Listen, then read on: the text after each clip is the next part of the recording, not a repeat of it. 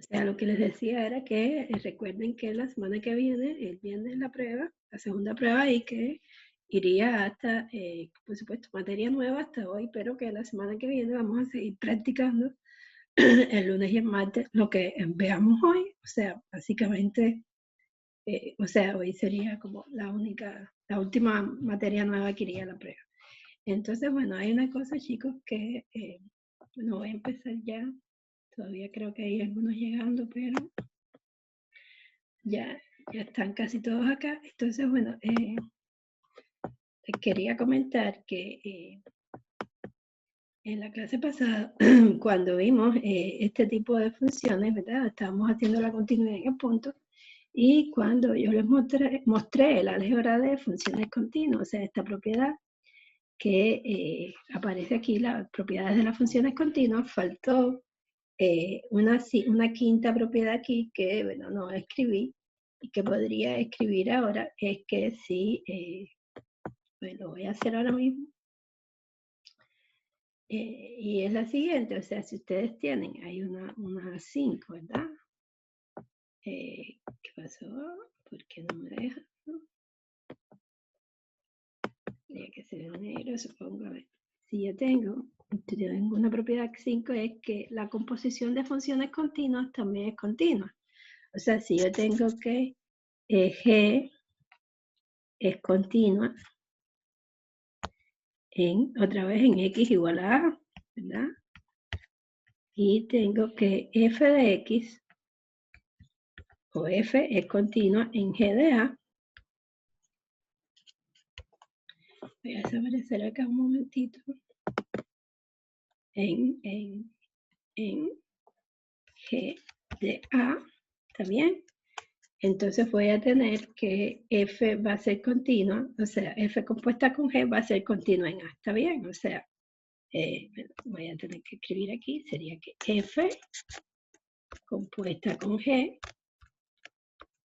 ¿verdad? Es continua entonces en X igual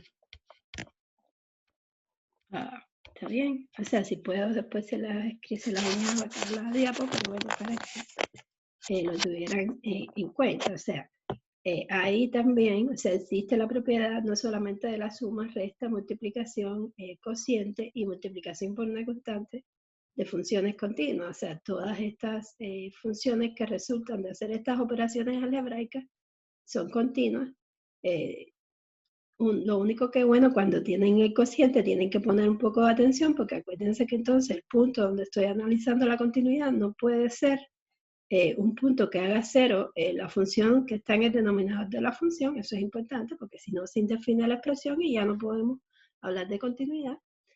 Pero bueno, no solamente son estas 4 operaciones, ¿verdad?, las que resultan en una función continua. También tenemos entonces la composición de funciones continuas. ¿Y por qué se los estoy diciendo? Porque precisamente cuando yo estoy haciendo un ejercicio como este, ¿verdad?, como el primero que tenemos acá,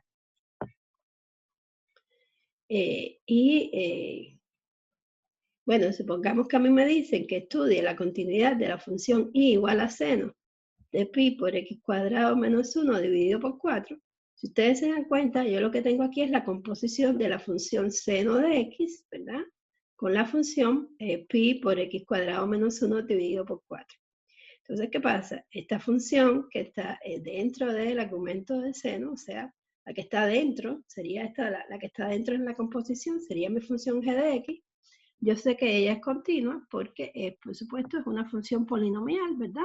Fíjense que al final lo que yo tengo ahí es pi cuartos que multiplica x cuadrado menos 1, ¿verdad? Esa sería una función, la función g que yo estoy analizando, ¿verdad?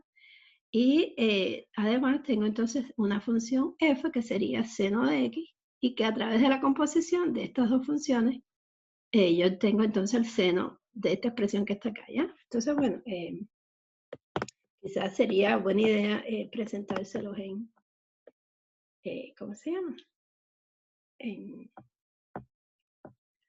Acá en la pizarrita, ¿verdad? Para que lo vieran con más claridad. Fíjense que otra vez que les estoy diciendo es esto, o sea, acuérdense que algunas de estas funciones ustedes les pueden justificar la continuidad simplemente como un resultado visto en clase sin tener que demostrar. Acuérdense que hablamos en la clase pasada de las funciones polinomiales, ¿verdad? Las funciones racionales en su dominio, las funciones trigonométricas en su dominio y las funciones exponenciales y logarítmicas en su dominio. Entonces, bueno, todas esas funciones ustedes van a saber que son continuas precisamente en su dominio. ¿Está bien? Y me van a poder justificar que son continuas sin más, ¿ya? Fíjense que al final esto es lo que yo tendría, o sea, regresando a la función que estamos analizando. Y lo que yo tengo al final es la composición de la función f compuesta con g.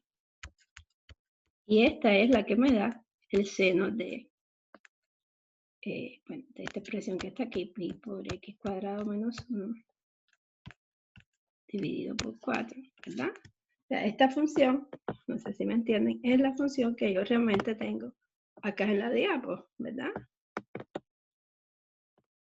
¿Sí? O sea, esta es la función que yo tengo en la diapo. Yo tengo el seno de pi por x cuadrado menos 1 dividido por 4. Entonces, claro, regresando a la pizarrita, si se dan cuenta, yo lo que tengo es la composición de estas dos funciones que me da precisamente esa función. Entonces, ¿qué pasa? Para justificar la continuidad de esta función, en este caso me pedían en el punto x igual a 3, ¿verdad?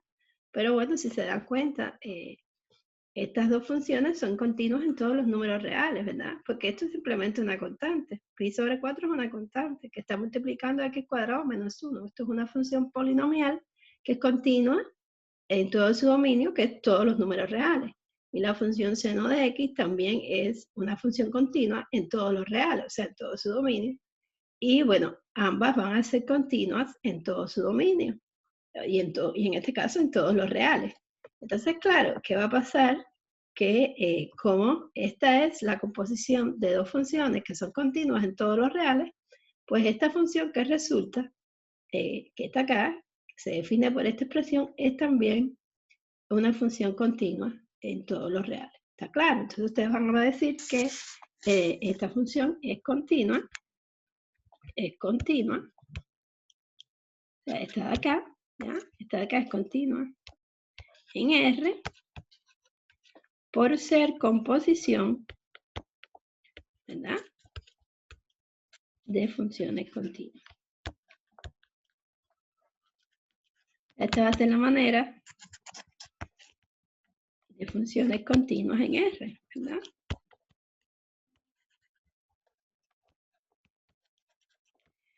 Y si me quieren justificar por qué es que estas dos funciones son continuas en R, bueno, porque sencillamente sabemos que las funciones trigonométricas son continuas en todo su dominio y las funciones polinomiales también son continuas en todo su dominio. Y como para ambas su dominio son todos los números reales, pues ya se tiene lo que estamos afirmando. ¿Está bien? Entonces, chicos, eso es importante porque, bueno, no aparecía ahí, me di cuenta después que se me había olvidado ponerle la composición, y la composición es tan importante como las demás operaciones que vimos en la clase pasada cuando uno está estudiando la continuidad de una función. ¿Está bien? Entonces, díganme, ¿les quedó claro? Sí, profe. Perfecto, está bien. Entonces, bueno, vamos entonces a seguir con el orden acá de los diapos. Y fíjense que entonces ahora, bueno, lo que vendría sería la continuidad de una, o sea, el teorema de valor intermedio, que precisamente ocurre como consecuencia de la continuidad de una función en un punto. O sea, este teorema es una consecuencia directa de la continuidad.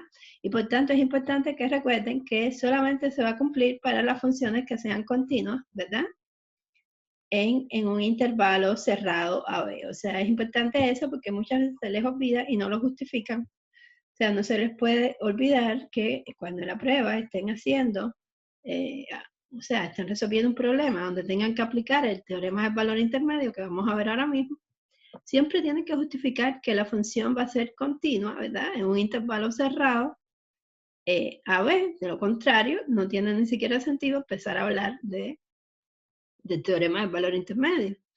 Y bueno, chicos, a ver, básicamente lo que dice este teorema, fíjense de forma muy gráfica, que se los pongo acá, es que si yo tengo yo tengo una función que es continua en un intervalo AB, ¿verdad? Del eje real.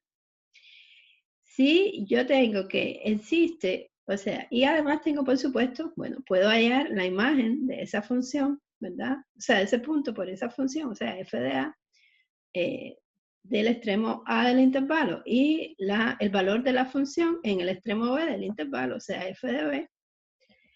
Y yo tengo que existe un número k, que es un numerito que está entre el valor numérico de f de a y el valor numérico de f de b.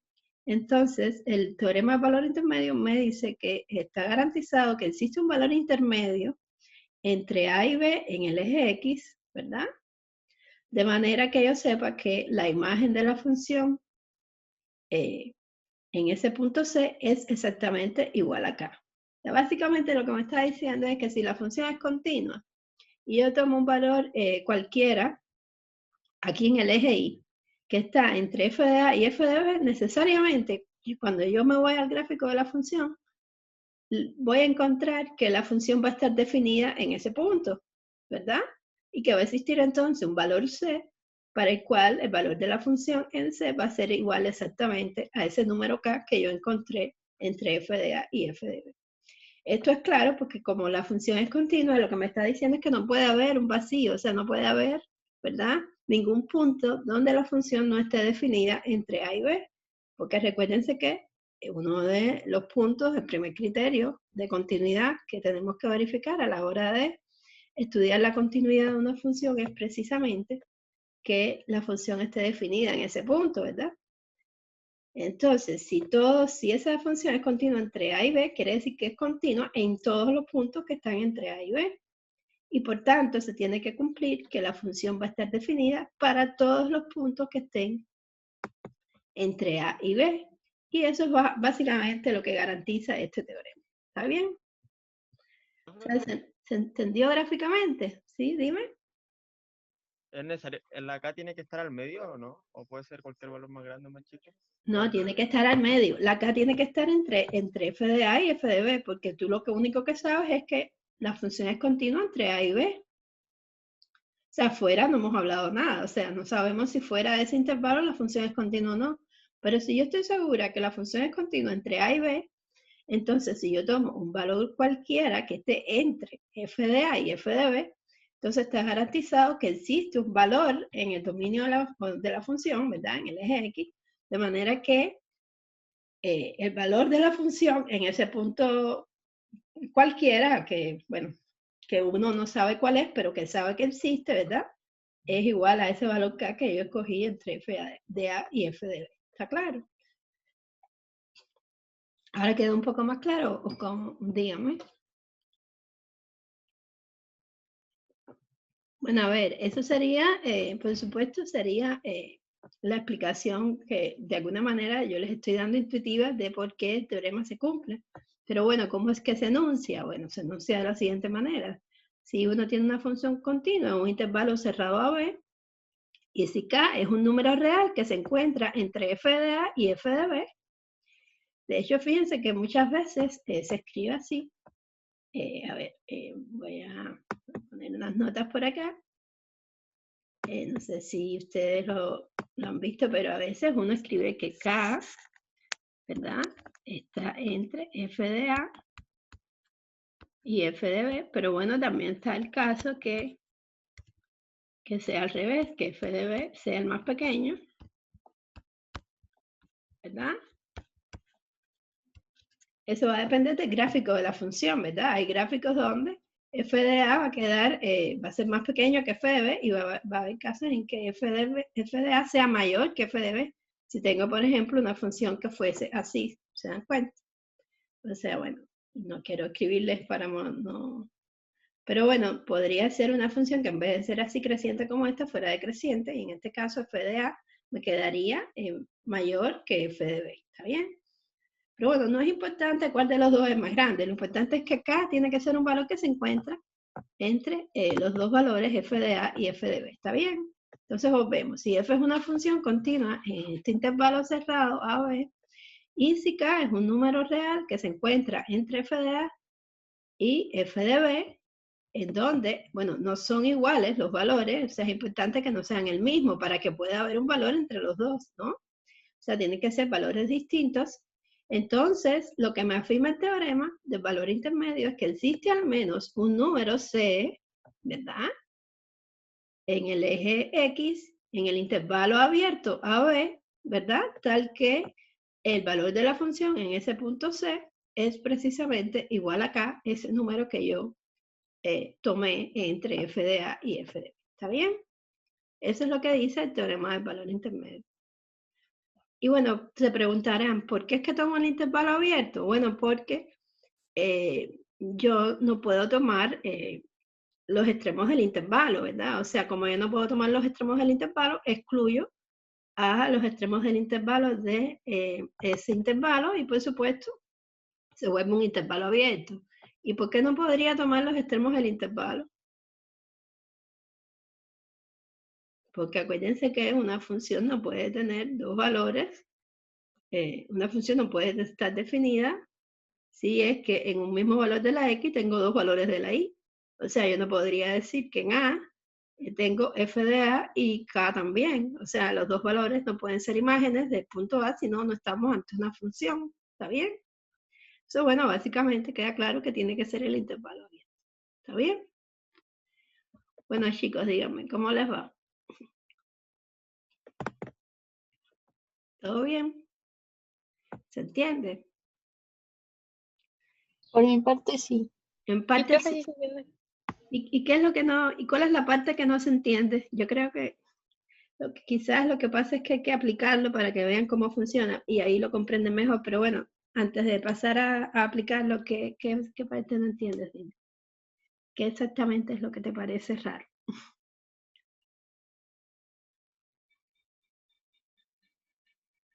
O sea, lo que está raro es el teorema, ¿no? Que para qué estudiar un teorema así. No sé, profe, creo que se entiende bien. Ya. Lo que pasa es que este teorema tiene muchas aplicaciones, o sea, en parte yo coincido con ustedes que uno cuando lo ve dice, bueno, ¿y para qué sirve? Bueno, es que precisamente sirve para cosas como esta, por ejemplo, si yo tengo la función, o sea, muchas veces lo que sucede es que uno no puede, o sea, no tiene el gráfico exacto de una función o no tiene una fórmula algebraica concreta de una función, pero en aplicaciones de la vida real, cuando ustedes están trabajando, ¿verdad? Precisamente en ciencias, ¿no? En ciencias naturales, aparece que ustedes tienen funciones que no conocen exactamente, pero la pueden estimar, o sea, tienen una idea de entre qué valores la función está. Y en estos casos el teorema del valor intermedio es una herramienta que los ayuda a saber entre qué y qué, ¿verdad? Entre qué valores está, bueno, el valor de una función que, en un parámetro que ustedes estén estudiando. O sea, aunque no le puedan conocer exactamente el valor exacto, sí pueden decir entre qué valores está. Y muchas veces eso para las aplicaciones de la vida real es suficiente para que ustedes puedan sacar conclusiones, bueno, de algún tipo, teóricas en su trabajo. ¿Se dan cuenta? Entonces, bueno, en este sentido, el teorema del valor intermedio es útil porque sirve para de alguna manera estimar, ¿verdad? Entre qué dos valores se encuentra el valor de algo que uno está estudiando. Esa es, digamos, su utilidad más importante y es más bien aplicada, o sea, desde el punto de vista, digamos, teórico, matemático, para nosotros no tiene esa gran aplicación, aunque sí, por supuesto, sí tiene muchas aplicaciones teóricas también, pero lo que quiero decir es que, o sea, este teorema del valor intermedio nace más como una necesidad de las aplicaciones de la vida real. Y bueno, por eso es que se los estamos dando, ¿está bien? O sea, que es importante. Entonces, bueno, por ejemplo, vamos a ver un ejemplo para que veamos cómo funciona mejor, ¿verdad? O sea, voy a desaparecer un momentico. O sea, consideremos la función f de x igual a 3 más seno de x. Que sabemos que es una función continua en todos los reales, ¿verdad? ¿Por qué? Porque, por supuesto, es suma de una constante, una función constante, que por supuesto es continua en todos los reales, y la función seno de x, que por ser, por ser trigonométrica es una función continua en todos los reales, porque es continua en todo su dominio y su dominio es precisamente los números reales. Así que básicamente esta función, por ser suma de funciones continuas en todos los reales, es continua en todos los reales. Así que, por supuesto, además es continua en cualquier intervalo que yo esté trabajando. En este caso, escogimos el intervalo cerrado 0, 3 pi medio. O sea, esta es una función continua en 0, 3 pi medio. Y la pregunta que aparece aquí en el ejemplo es cómo se puede asegurar que existe al menos un punto C en el intervalo anterior, tal que f de C sea igual a 5 medios. ¿Ya? O sea, esta es la pregunta que me hace el teorema. Y fíjense que si queremos dar una respuesta usando el teorema del valor intermedio, tendríamos que estar seguros de que la posible imagen, o sea, ese posible numerito, se encuentra entre f evaluado en 0 y f evaluado en 3 pi medio, ¿verdad? Porque al final acuérdense que yo lo que estoy haciendo es esto, o sea, aquí estoy tomando esto como el 0, este como el 3 pi medio, y me están diciendo que garantice que existe un punto C en este intervalo, tal que mi función sea igual a K, que en este caso es 5 medios, ¿verdad? Mi K ahora es 5 medios. Y lo primero que yo tengo que asegurarme es que K se encuentra precisamente entre F evaluado en 0 y F evaluado en 3 pi medio, porque 0 y 3 pi medio son precisamente los extremos de ese intervalo, ¿está claro? ¿Se dan cuenta, no? Lo que estoy haciendo. Entonces, bueno, primero que todo tengo que comprobar eso, que 5 medios se encuentra entre f evaluado en 0 y f evaluado en 3 pi medio. Entonces, ¿cómo hacemos eso? Simplemente evaluamos, ¿verdad? F en 0 sería ¿cuánto? A ver, vamos a la pizarrita si quieren.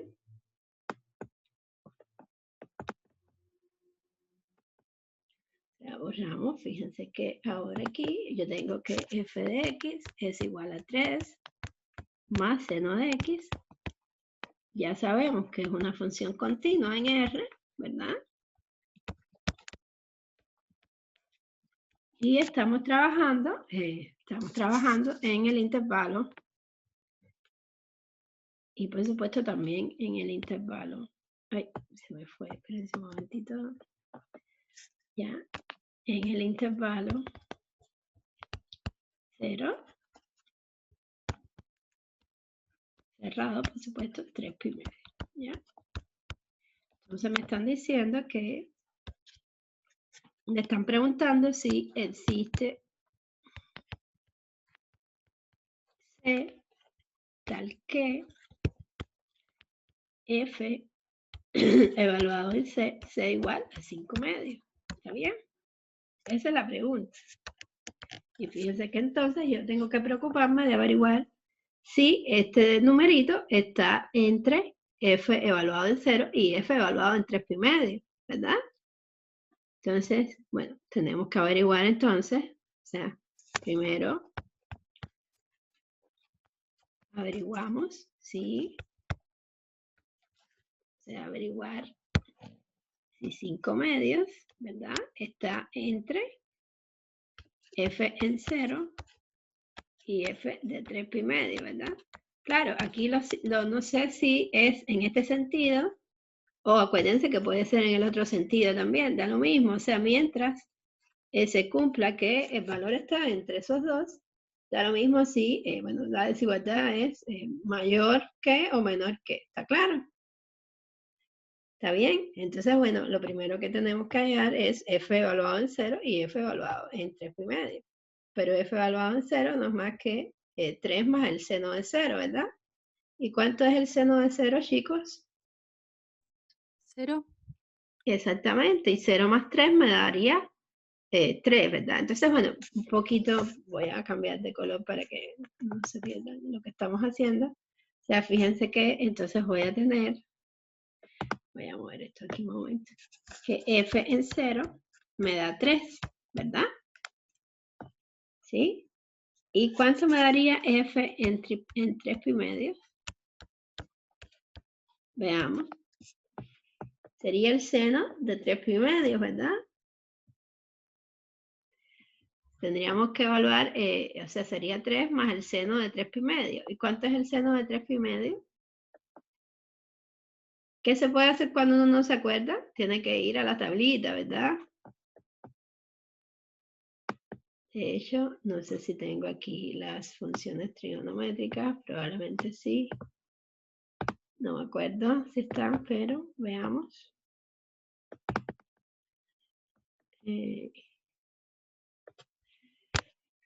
Bueno, no, parece que no las tengo acá, pero bueno, a ver, no la tengo aquí, pero ¿cómo sería la función seno? A ver, vamos a hacerla chiquitica acá, un recordatorio pequeñito, miren. Acuérdense que la función seno, uy, espérense un momento. -1 creo que es, profe. Claro, miren, vamos a hacerla aquí para que vean. Acuérdense que ella era así y que era hasta 2pi, ¿verdad? Y que aquí en pi tenía la mitad, aquí tenía 3 pi medio, que es justo lo que necesito, ¿ya? Y aquí era pi medio, ¿no?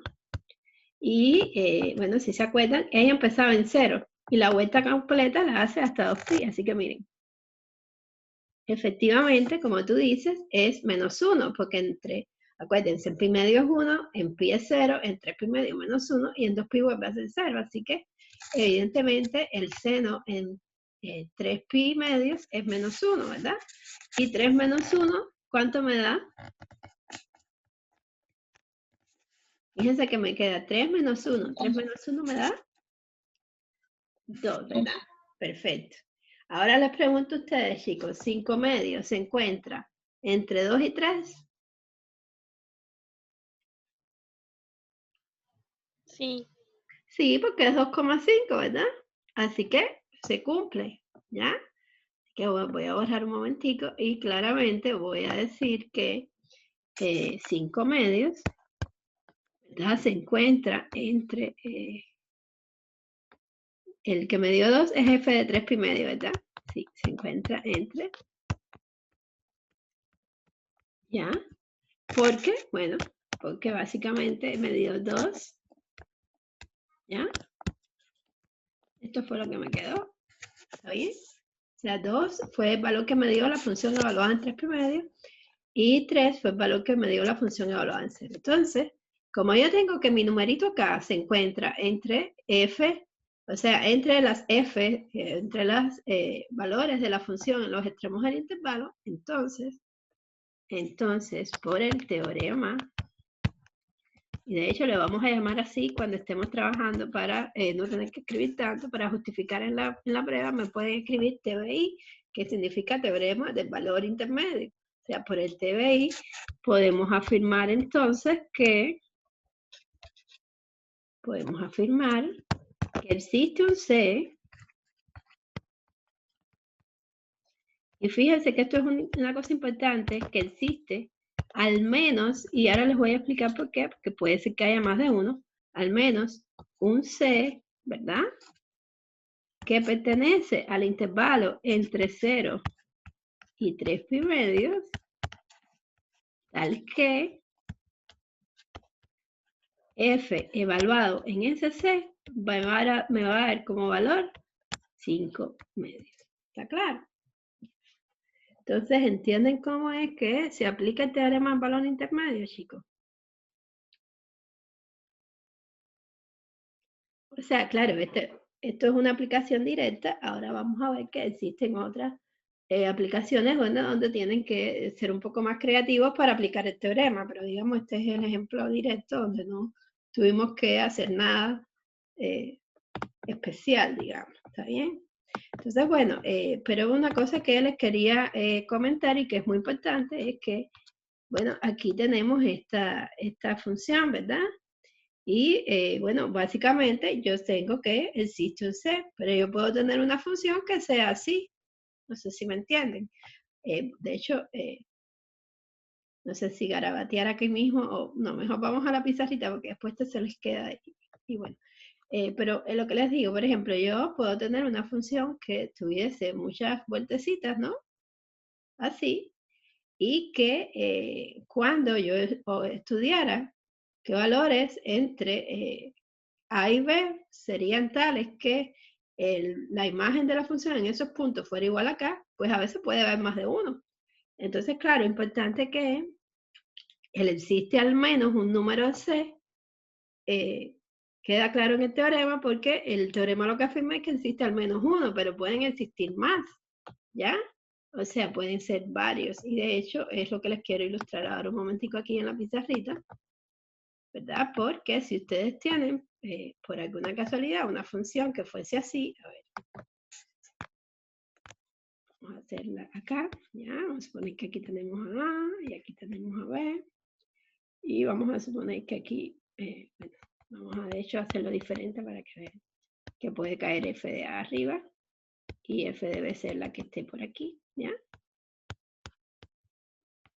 Y bueno, en este caso, mis puntos podrían ser, o sea, aquí estaría mi punto f de A, y aquí, ¿verdad? Pero lo que les quiero decir es que yo puedo tener una función que sea así, ¿está bien? Esa función está bien, es continua, no tiene ningún problema desde el punto de vista teórico, o sea, en cuanto a las condiciones del teorema teóricas. Entonces, si ustedes se dan cuenta, yo tomo ahora aquí un valor k determinado entre 0 y entonces entre f de A y f de B, no entre C, pero entre f de A y f de B, y si ustedes se dan cuenta, y yo busco aquí en la gráfica de la función, si se dan cuenta, voy a tener 3 valores, ¿no? De 3 valores, este y este. Tendría como un C1, un C2 y un C3, que están todos dentro del intervalo A o B, o sea, en el intervalo abierto A o B, y donde la función en cada uno de esos puntos tiene como imagen acá, ¿está claro? Sin ir tan lejos, por ejemplo, si ustedes lo hacen en la parábola, van a tener ese mismo problema. O sea, aquí les puse una función hipotética a la que no le conozco o sea, la expresión algebraica, pero incluso para una parábola puede suceder, ¿verdad? Una parábola, ustedes también tienen el caso en que tienen una función así, ¿ya? Imagínense que yo estoy tomando, no sé, desde A hasta B, y que mi parábola está acá. A ver, vamos a... O sea, supongamos que el vértice de la parábola me cae por aquí, ¿verdad? Es lo mismo. Aquí tendría entonces, si ustedes se dan cuenta, ya, bueno, está un poco, aquí sería f de A, está un poco fuera del eje, pero bueno, ustedes me entienden. Y bueno, este no fue un buen ejemplo.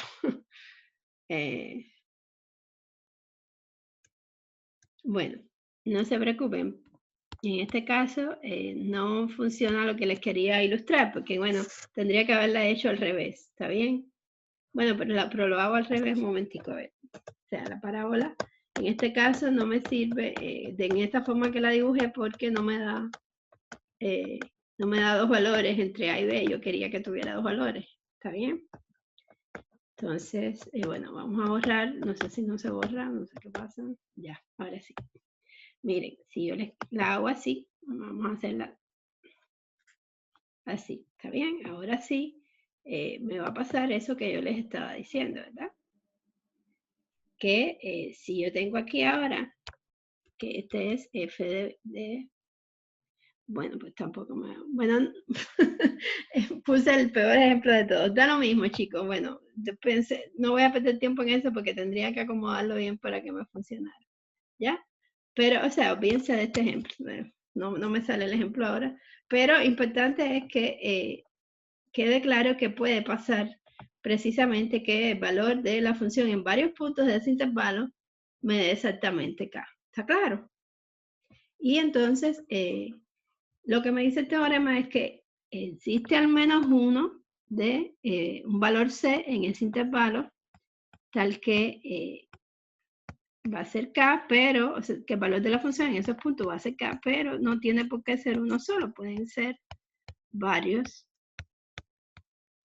puntos. ¿Está bien? Y era lo que les quería comentar aquí con esta ilustración aquí en la pizarrita. ¿Está claro? O sea, básicamente no tiene por qué ser uno solo. Lo que garantiza el teorema es que existe al menos uno, pero ustedes no saben en realidad cuántos son. O sea, el teorema no le sirve para determinar cuántos valores precisamente tendrían entre A y B, de manera que la función evaluada en esos puntos fuera igual acá. ¿Está bien? Entonces, bueno, a ver, esto ya lo hicimos. ¿Ya? Y bueno, de hecho aquí fíjense que, bueno, se hace el gráfico de la función 3 más seno de x. Fíjense que no es muy difícil porque la función seno de x desplazada 3 unidades, ¿verdad? Verticalmente hacia arriba en el eje de la y. Y bueno, entre 0 y 3,5 tenemos exactamente que el punto que estaba en -1 se desplaza a 2 y el punto máximo que era 1 se desplaza a 4. Así que tenemos una función que estaría, bueno, precisamente dibujada de esta manera. O sea, el gráfico de la función se dibujaría de esta manera, se trazaría así y bueno, básicamente se puede otra vez, bueno, hacer exactamente lo que yo hice para justificar que existe un C al menos para el cual f de C es igual a 5,5. O sea, no es necesario que hagan el gráfico de la función en este tipo de ejercicios, pero bueno, si lo quieren hacer no está mal, porque les ayuda a entender mejor visualmente lo que está pasando, ¿verdad? ¿Les queda claro? Fíjense que aquí está, o sea, f en 0, ¿verdad? Me daba 3 y f en 3,5 me daba 2. Tomé un valor, ¿verdad? Que estaba entre 2 y 3, un valor k, ¿ya? Igual a 5,5 y veo que se asegura que el valor en el cual la función evaluada en ese punto da 2/5, de 5,5 que diga, es precisamente un valor que está entre 0 y 3,5. ¿Está bien? ¿Les queda claro, no? Sí, profe. Perfecto. Bueno, entonces, este no me interesa. Y bueno, básicamente aquí tenemos otras aplicaciones del teorema del valor intermedio. Pero fíjense que, bueno, antes de, digamos, hacer ejercicio de esto, que prefiero dejar los demás ejercicios para la clase del lunes, les quería comentar una última, o sea, fíjense que de alguna manera aquí ya se cierra esta unidad de límites y continuidad. Y pues quería empezar entonces con las primeras nociones de la parte del cálculo diferencial y de derivada, que bueno, empezaríamos en la clase de hoy. ¿Está bien? Entonces, bueno, a ver, voy a tener que parar de compartir un momentico para buscarles la presentación que corresponde a esta parte de derivadas. ¿Está bien? Y bueno, vamos a simplemente empezar, no se preocupen, no es que vamos a ver todo, pero la noción principal es la que me interesa que vean. Y bueno, es lo que quería enseñarles, o sea, ¿qué es para ustedes? A ver, ustedes que han oído hablar de derivadas, ¿alguien tiene alguna noción de qué cosa es una derivada?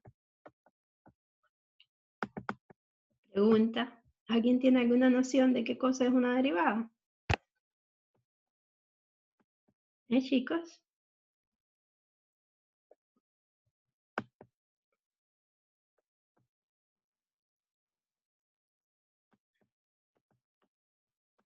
¿Pregunta? No, ¿Nadie? profe, yo al menos yo no.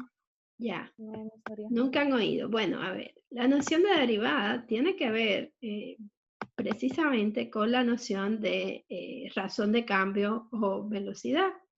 O sea, lo que sucede es que, bueno, lo que sucede es que cuando, bueno, no sé si ustedes saben que el cálculo básicamente se creó a partir de la noción de continuidad y de,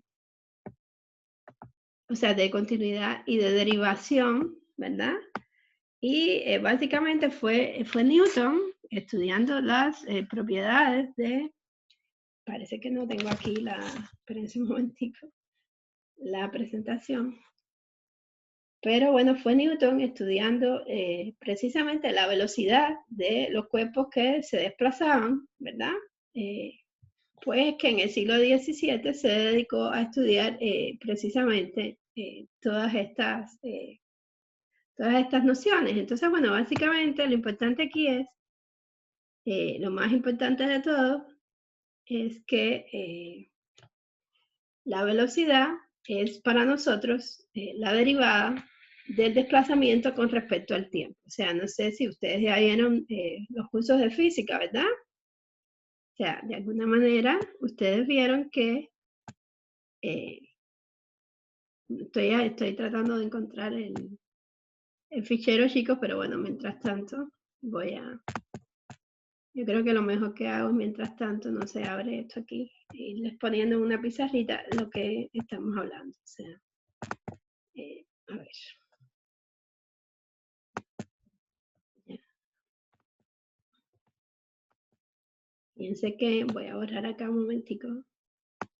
Y para que les quede claro, o sea, básicamente lo que Newton estudiaba era precisamente, de alguna manera, si ustedes tienen un gráfico, bueno, una función cuyo gráfico es algo así, ¿verdad?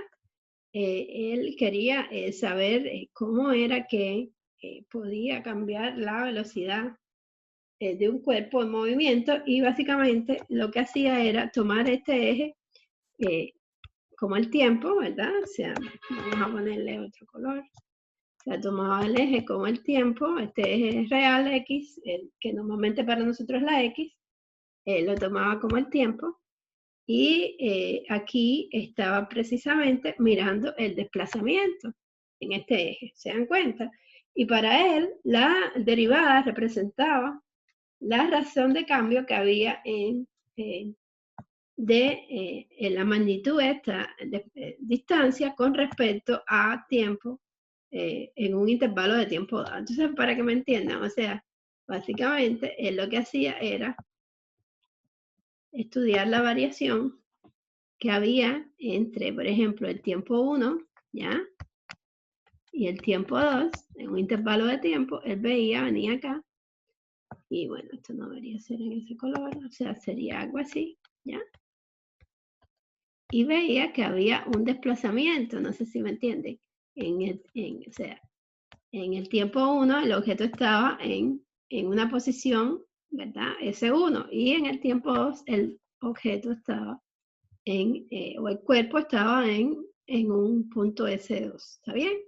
Y básicamente él lo que decía era que la variación de, a ver, vamos a, no sé por qué esta notación ustedes no la entienden, pero que la notación está, o sea, que si yo hallaba la distancia que él se había desplazado, ¿verdad? Que por supuesto la podía hallar como S2 menos S1, ¿no? Porque si estoy primero en una posición S2 y le resto la posición S1 con respecto a un sistema de referencia, esto me da la distancia que el cuerpo se ha desplazado, y la dividía entre la diferencia de tiempo, ¿verdad?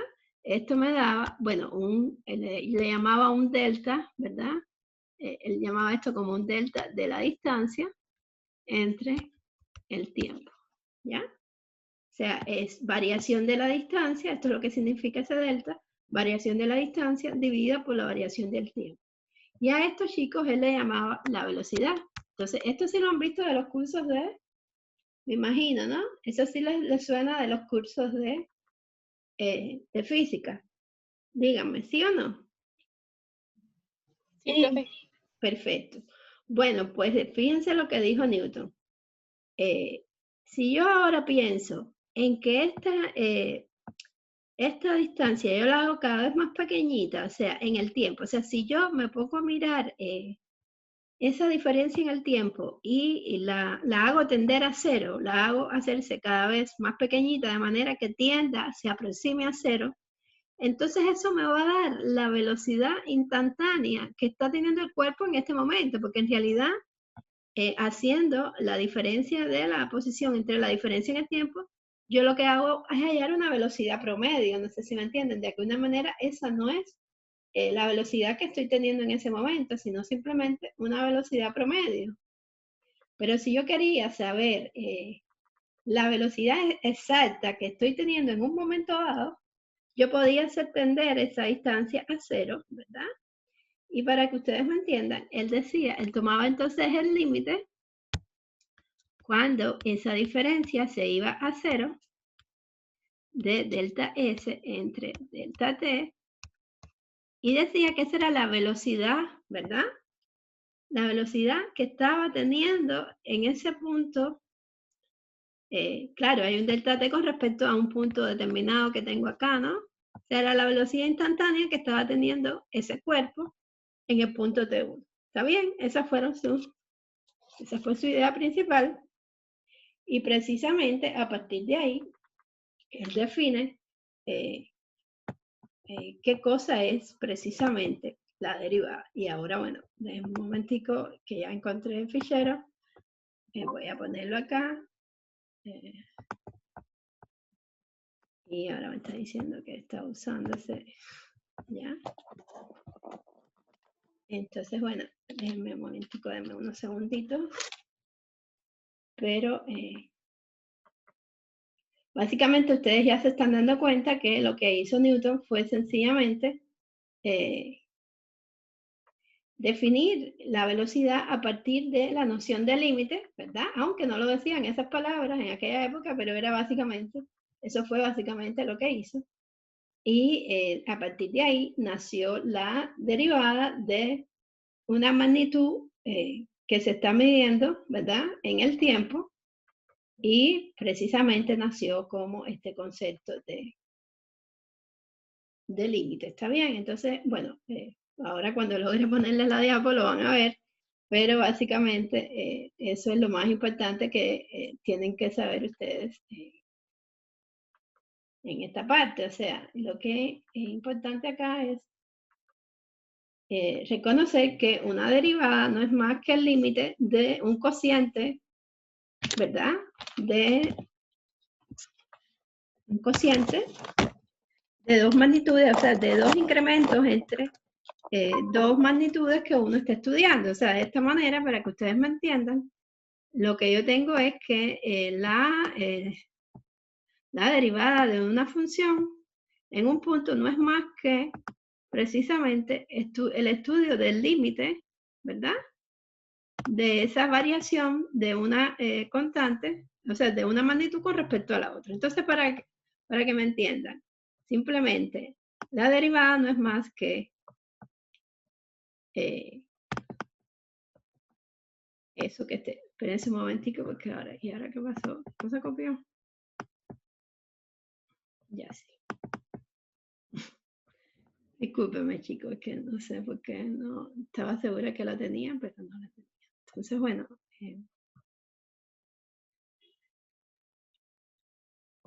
sé si están mirando. ¿Ya? Bueno, volvemos. Ahora sí, ¿se ve mi presentación de la unidad de derivada? No, profe, creo que no. Ya, bueno, entonces voy a parar y voy a hacer una, bueno, quizás una nueva. No sé. Ahora sí. Ahora sí. Ya. Bueno, entonces era lo que les decía, o sea, la relación de cambio es dada a una función, ¿verdad? Que yo tenga, y igual a f de x, la relación de cambio promedio de f con respecto a x en el intervalo x1, x2, que por supuesto pertenece al dominio de f, está dada por esa delta, ¿verdad? Que es una variación, ¿verdad? De la magnitud f con respecto a la magnitud x. Y ya les comentaba, o sea, fíjense que yo digo que delta f es f. De hecho, esto está aquí mal, es f en x2 menos f en x1, ¿verdad? Y delta x es x cuadrado menos x1. Y esa es la variación de x en el intervalo x. Y el f de x2 menos f de x1 sería la variación de f en el intervalo x1, x2. Y yo hago el cociente, ¿verdad? De esas dos variaciones y me pregunto a qué valor se aproximaría esa razón de cambio, que es promedio en este caso, a medida que delta x se acerca a 0. Y bueno, ya les comenté que en realidad esto se estudió, se empezó a estudiar precisamente pensando en el desplazamiento de un cuerpo como el cociente de la distancia, ¿verdad? Entre el tiempo, que representaba precisamente la velocidad promedio de un cuerpo partícula a través del tiempo, ¿verdad? Y que lo empezó a estudiar precisamente Newton en sus trabajos de mecánica, ¿verdad? Y bueno, el límite de este cociente es precisamente entonces la razón de cambio instantánea o velocidad instantánea de ese cuerpo o partícula. Uno entonces puede mirar esta derivada, ¿verdad? O sea, ahora vamos a ver que esta es la derivada, como una aplicación a diversos problemas de la vida real, donde ustedes estén estudiando o estén queriendo estudiar cómo es que se comporta, cómo varía una magnitud con respecto a otra. En el caso de Newton, él quería ver cómo variaba la distancia con respecto al tiempo, ¿verdad? Pero puede ser cualquier cosa, puede ser el crecimiento de una población de bacterias a lo largo del tiempo, puede ser por supuesto, en una reacción química, la velocidad con la que un compuesto se mezcla con otro a través del tiempo. O sea, hay una innumerable cantidad de aplicaciones que tienen precisamente la derivada de una función en un punto, pero bueno, en interpretación geométrica sería precisamente esto. O sea, fíjense que era un poco el gráfico que yo les estaba haciendo.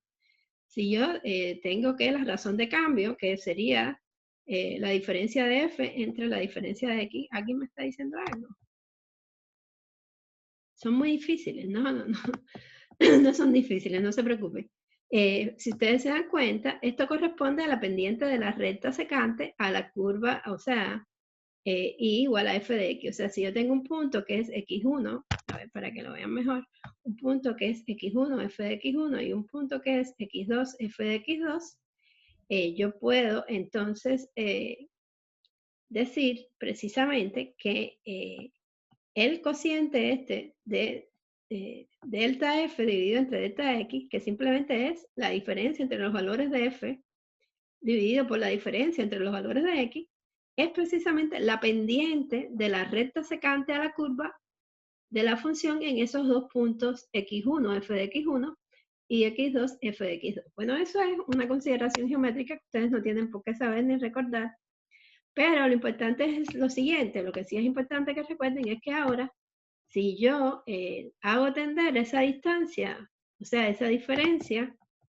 ¿verdad? Que hay entre x1 y x2 a 0, o sea, si hago tender delta x a 0, si ustedes se dan cuenta, esta recta, o sea, lo que va a hacer es que este punto se va a ir pegando cada vez más a x1, o sea, x2, si la diferencia es pequeñita, cada vez más pequeñita, quiere decir que x2 se va pegando cada vez más a x1, y f de x2 se va pegando cada vez más a f de x1. Y esta recta, ¿verdad? Lo que va a pasar es que este punto se va a ir moviendo a este, y en el límite, ¿verdad? Lo que va a pasar es que este punto ya se volvió este mismo, se vuelve el mismo punto que tenía acá. Y esa recta secante, que antes era secante porque cortaba por dos puntos a una curva, se vuelve tangente. ¿Está bien? O sea, es un poco para recordar la geometría. Una recta secante es una recta que corta una figura en dos puntos, ¿verdad? O sea, una curva, a una circunferencia, a lo que sea, ¿verdad? Una figura geométrica en dos puntos.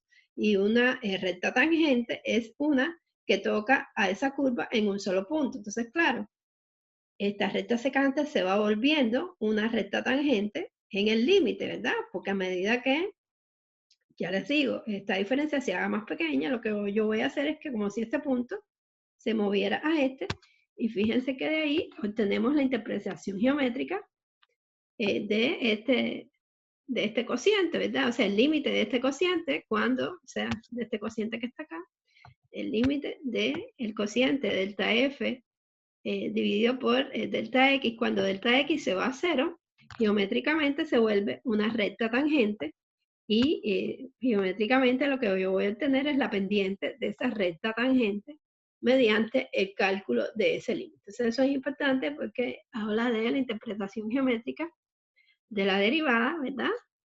Y bueno, sin más, ya les pongo acá que cuál es la definición de la derivada de una función en un punto. O sea, vemos, ya no escribimos más el delta f y delta x, porque bueno, sería muy engorroso, pero lo definimos justo con los valores de la función en el punto y los puntos que estamos analizando, ¿verdad? Entonces, bueno, ¿qué cosa es? Vemos, la derivada de una función en un punto no es más que el límite, ¿verdad? Cuando el punto que es variable se está acercando al que yo estoy estudiando, fíjense, O sea, imagínense que ahora dejo a este fijo y le llamo A, ¿verdad? Y X2 es el que se está moviendo hacia X1, ¿verdad? O sea, estoy haciendo entender el límite de X a A, ¿verdad? ¿Está bien? Entonces, fíjense que si es así, me quedaría el límite cuando X se aproxima a A, o sea, cuando el segundo puntito se está acercando al primero, de la diferencia de los valores de la función en X y A entre X menos A. O sea, es básicamente esto mismo, es el límite de este cociente, lo que lo escribo con notación, en vez de escribirlo como delta F dividido por delta X, ya les digo, tomo X1 como mi valor fijo que no se está moviendo y hago mover X2 hacia X1 y tomo entonces el límite de este cociente. Y bueno, de ahí nace precisamente el concepto de derivada de una función en un punto. ¿Está bien? Entonces, es importante, para que la derivada de una función en un punto exista, el límite tiene que existir. O sea, no siempre va a suceder que el límite de la función, o sea, el límite de este cociente, ¿verdad? Cuando x se aproxima a un punto del dominio de esa función, va a existir. O sea, no siempre va a existir la derivada, pero en caso de que no existe, vamos a decir que f no, que f, o sea, cuando exista, vamos a decir que es derivable, y en caso contrario, vamos a decir que f no es derivable en ese punto x igual a. ¿Está bien? Entonces, a ver, díganme cómo les va con este nuevo concepto. Profe, no entendí qué significaba, no entendí bien eso. Bueno, es que es un punto fijo. Hubiera podido dejar x1, pero bueno, es que en los libros siempre aparece así. O sea, yo podría haber dicho, mira, acuérdate que son dos puntos, ¿ya? Yo puedo decir básicamente que límite, a ver, que la derivada, vamos a añadir una nota, ¿ya? ¿Será que está puesto? Bueno, me imagino que sí. Yo puedo decir que la derivada de la función en x1, ¿verdad? Es el límite cuando x se aproxima a x1 de ese cociente que está ahí, de f de x menos f de x1 dividido por x menos x1. ¿Qué pasa? Bueno, a los matemáticos no les gusta el x1 y pusieron un a en vez del x1. ¿Está bien? Estoy fijando un punto, uno de los dos, y estoy haciendo al otro moverse hacia x1.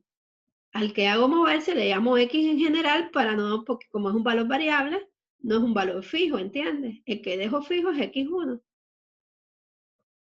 ¿Entiendes lo que estoy haciendo? O sea, estoy tomando esto mismo que está acá y estoy diciendo que ahora esa x2 no va a ser un valor fijo acá, sino va a ser un valor que se está moviendo y que se está acercando a x1. ¿Ya lo ves? Sí, profe, muchas gracias. Y bueno, en vez de x1 escribimos a porque, bueno, porque es una cuestión de gusto simplemente, más nada que eso. No tiene otra justificación que no sea que le gusta a los matemáticos escribirlo así. ¿Está bien? Entonces, bueno, chicos, creo que les quedó claro, ¿no? O sea, básicamente esa es la definición de derivada de una función en un punto. O sea, cuando el punto es A, o sea, A, acuérdense que es mi x1, el que yo dejé fijo, yo defino la derivada de una función en un punto como el límite de ese cociente, o sea, la diferencia entre los valores de la f y la diferencia entre los valores de la x, o sea, el cociente de esas dos diferencias, cuando uno de los dos puntos se aproxima al otro. Y ese límite puede que no exista en general, o sea, pero siempre que dicho límite exista, vamos a decir que la derivada de la función en ese punto va a ser precisamente igual a este límite. Y fíjense que es importante que la notación que usamos, ¿verdad? Hay varias notaciones, pero esta es una muy común, o sea, se escribe f' en A, o sea, f' en A quiere decir la derivada de la función, ¿verdad? F de x en el punto x igual a A. ¿Está bien? Entonces, esto es una cuestión de notación. Esto es lo que significa la derivada de una función en un punto y se define, como les estoy diciendo, como el límite del cociente de f de x menos f de a con x menos a. ¿Está bien? Y el límite cuando x se aproxima a. Entonces, bueno, hay una cosa importante, es que hay otra manera de escribir este límite, que de hecho muchas veces va a ser más cómoda. Fíjense que yo puedo pensar en h como esa diferencia, ¿ya? O sea, yo puedo tomar a h como x menos a. Precisamente, es otra manera de escribir el delta. ¿Se dan cuenta? Digo que h es delta x. ¿Está bien? En vez de fijar x1, bueno, me concentro en la diferencia, ¿ya? En h, en la diferencia entre estos dos punticos. Y digo entonces que si yo sustituyo aquí, ¿verdad? En toda esta expresión, h igual a x menos a, vemos que cuando, esto es un cambio de variable, lo que estoy haciendo en este límite, ¿verdad? Para escribirlo de esta manera. Fíjense que si tomo este cambio de variable, h igual a x menos a, vemos que cuando x se aproxima a h se aproxima a 0, ¿verdad? Como mismo hacíamos en los cálculos de límites que estuvimos haciendo la semana pasada, ¿verdad? Entonces, claro, en este caso, si h se aproxima a 0, yo puedo venir acá y sustituir en toda esta expresión la x por algo que dependa de h. Fíjense que aquí x menos a se me vuelve h, f de a se queda igual porque es lo mismo, pero x la puedo sustituir por a más h, porque si yo tengo que h es igual a x menos a, entonces x puede ser escrita como h más a o a más h, ¿está claro? Y bueno, básicamente tengo que también cambiar x, porque fíjense que cuando uno hace cambio de variable, todo tiene que quedar expresado en la nueva variable. Yo no puedo tener mezclado entonces ahora x y h, porque si yo hice cambio de variable h igual a x menos a, no puedo entonces quedarme con un h aquí en el denominador y dejar una x en el cociente este acá. O sea, no puedo dejar la x en el numerador. Tengo que también cambiar la x que aparece en f de x por algo que dependa de h. ¿Está bien? Y por eso es que me doy cuenta que puedo despejar aquí la x en función de h y que me quede x igual a más h. Y por eso es que en lugar de la x escribo a más h. Entonces, chicos, esta otra forma de escribir la derivada, las dos son equivalentes, simplemente un cambio de variable. Ustedes usan la que más le convenga en cada caso, ¿está claro? O sea, es importante que sepan que cualquiera de las dos está correcta.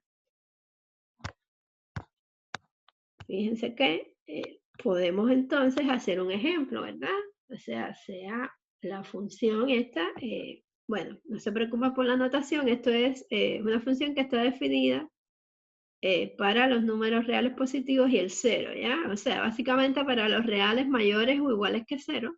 Lo que pasa es que, bueno, lo escribí así. Pero, bueno, tienen esta función f de x igual a raíz cuadrada de x, ¿verdad?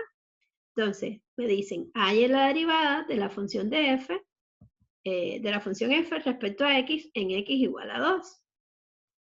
¿Qué tengo que hacer? Bueno, tengo que escribir que la derivada, ¿verdad?, de la función en un punto es igual al límite cuando x se aproxima a ese punto de f de x menos f evaluada en el punto dividida por x menos el punto. ¿Está bien? Siempre que pueda calcular ese límite y que exista. Y si se dan cuenta, bueno, un poco, voy a regresar acá para que... bueno, nada, lo que sucede es que aquí, si ustedes se dan cuenta, lo que yo tengo es que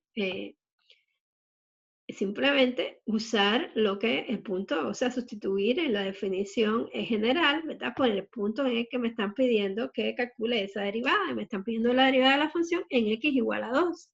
Así que quiere decir que yo voy a hacer el límite cuando x se aproxima a 2 de f de x menos f evaluada en 2 dividido por x menos 2. Y eso es lo que se hace, chicos. O sea, para calcular la derivada, lo que yo hago en este caso es simplemente calcular el límite de ese cociente construido así como las diferencias entre las x dividido por las diferencias, o sea, la diferencia entre f de x dividida por la diferencia entre las x. ¿Está bien?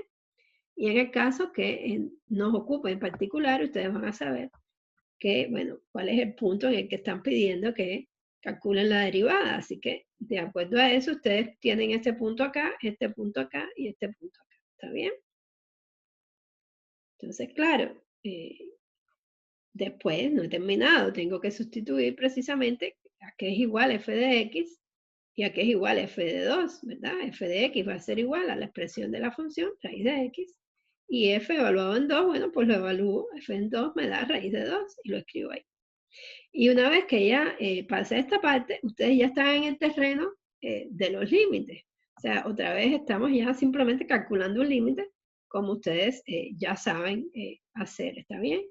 Entonces, bueno, este límite, si ustedes se dan cuenta, si evalúo directamente, me da 0 sobre 0, va a ser una indeterminación, así que voy a tener que transformar algebraicamente, como hemos hecho todo este tiempo, y en este caso tendríamos que multiplicar y dividir por el conjugado de la raíz de x menos raíz de 2. Recuérdense que cuando tenemos expresiones con radicales como estas, de este tipo, para transformar algebraicamente, lo más conveniente siempre, y lo que ustedes siempre deberían probar primero, es precisamente multiplicar por el conjugado, ¿verdad? Entonces, bueno, raíz de x menos raíz de 2 multiplicado por raíz de x más raíz de 2 les daría raíz de x al cuadrado menos raíz de 2 al cuadrado, porque esto es una suma por diferencia que le da una diferencia de cuadrados, ¿verdad? Y si ustedes se dan cuenta, bueno, aquí está hecho muy rápido, pero esto me da x menos 2 en el numerador, dividido por x menos 2, que multiplica a la raíz de x más raíz de 2. Pero el x menos 2 del numerador se me cancela entonces con el x menos 2, que me quedaría en el denominador. Y finalmente me queda el límite de 1 dividido por la raíz de x más raíz de 2. ¿Lo ven? ¿Sí o no?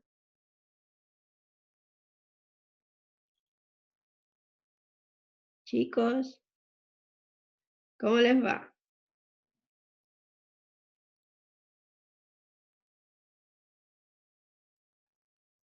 ¿No saben decirme? Bueno, en fin.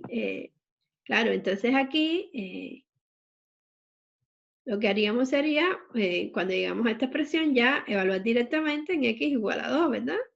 Y entonces me daría 1 dividido por raíz de 2 más raíz de 2, que básicamente me da 1 sobre 2 raíz de 2 y racionalizando se obtiene raíz de 2 dividido por 4. Entonces, bueno, no sé cómo les va, pero bueno, quizás antes de hacer esta derivada, que es más compleja porque es de una función definida por partes, vamos a hacer otra. O sea, ¿qué tal si yo les digo? A ver, vamos a hacer una derivada sencilla para que pierdan un poco el miedo, ¿está bien? O sea, vamos a suponer que yo tengo la función f de x igual a x cuadrado más 1, ¿ya? Y les digo, halle la derivada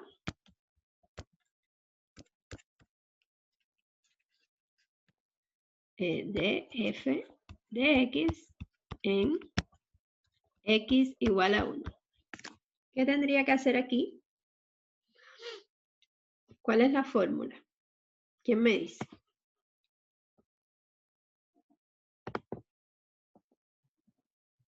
¿Qué se hace aquí, chicos? ¿Qué dice la definición?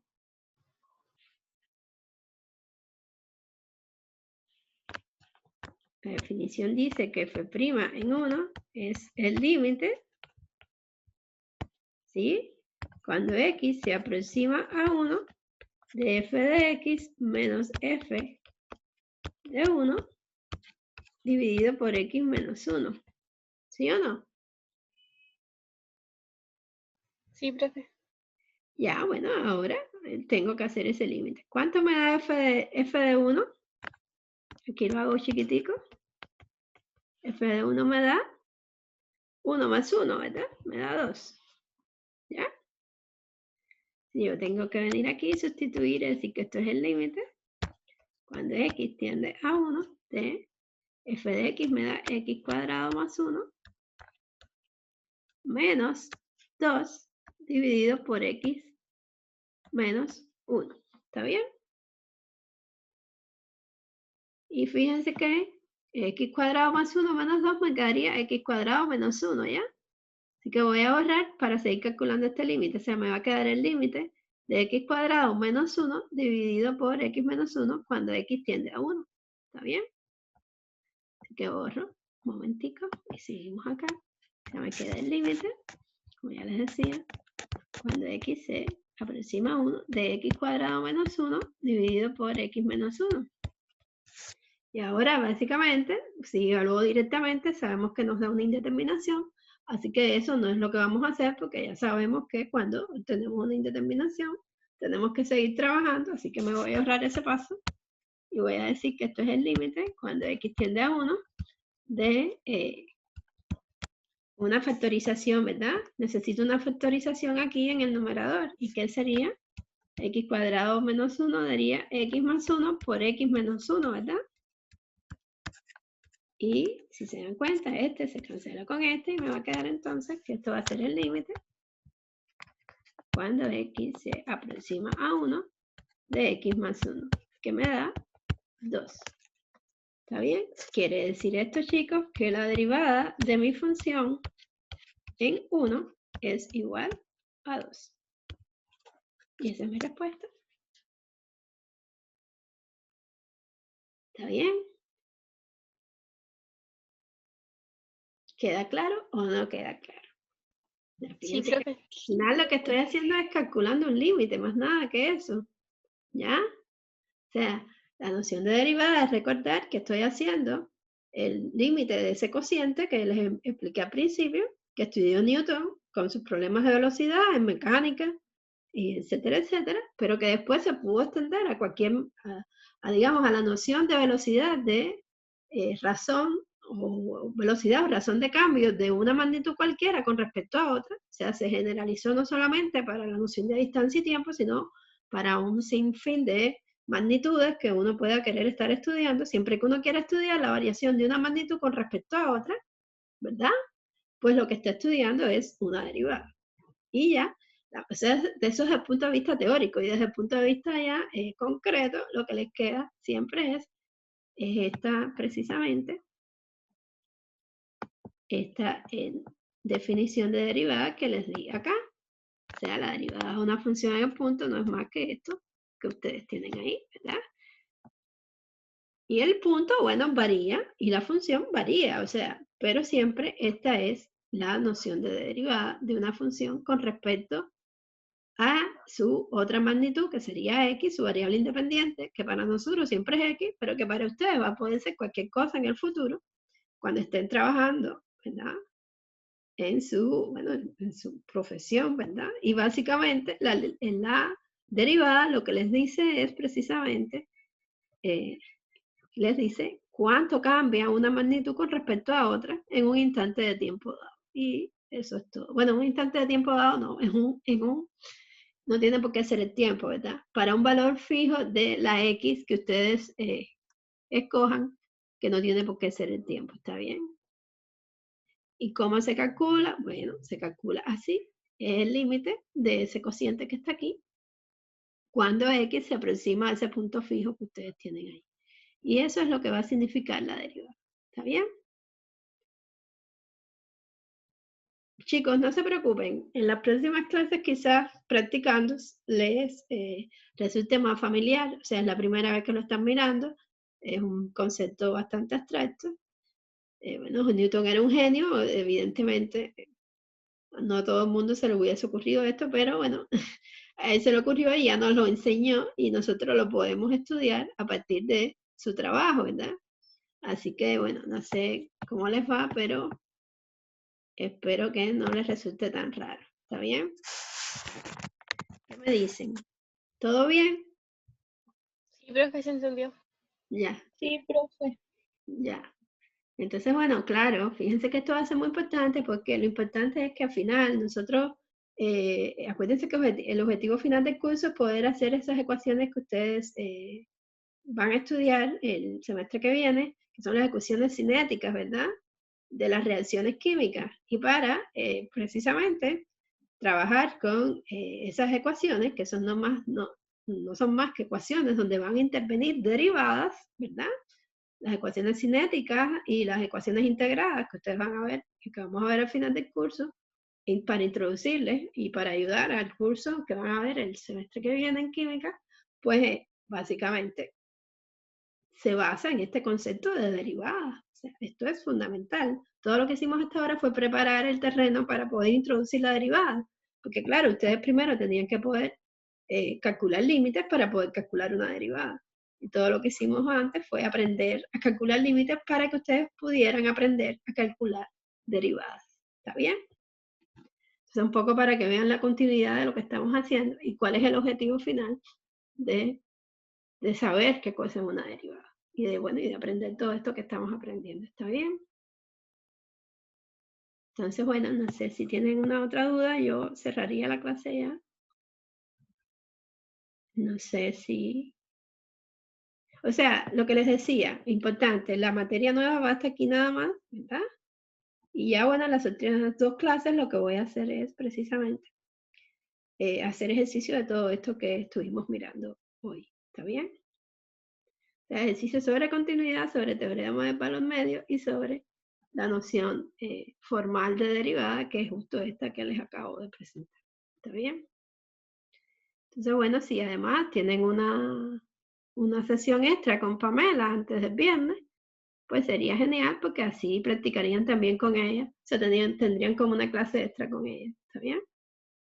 Pónganse de acuerdo con ella para que puedan recuperar la clase que no tuvieron esta semana y la aprovechen para la prueba. ¿Está bien? Entonces, bueno, chicos, díganme, hablen. ¿Tienen alguna duda? ¿Alguna pregunta? ¿Inquietud?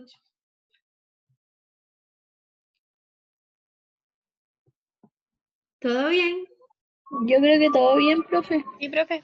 Ah, bueno, entonces, si todo está bien, chicos, bueno, tengan un buen fin de semana. Chao, nos vemos entonces el lunes. ¿Está bien? Chao. Ya, profe. Que Chao, esté profe, bien. que esté Chao, bien. profe. Muchas gracias. Chao, profe. Chao, profe. Chao.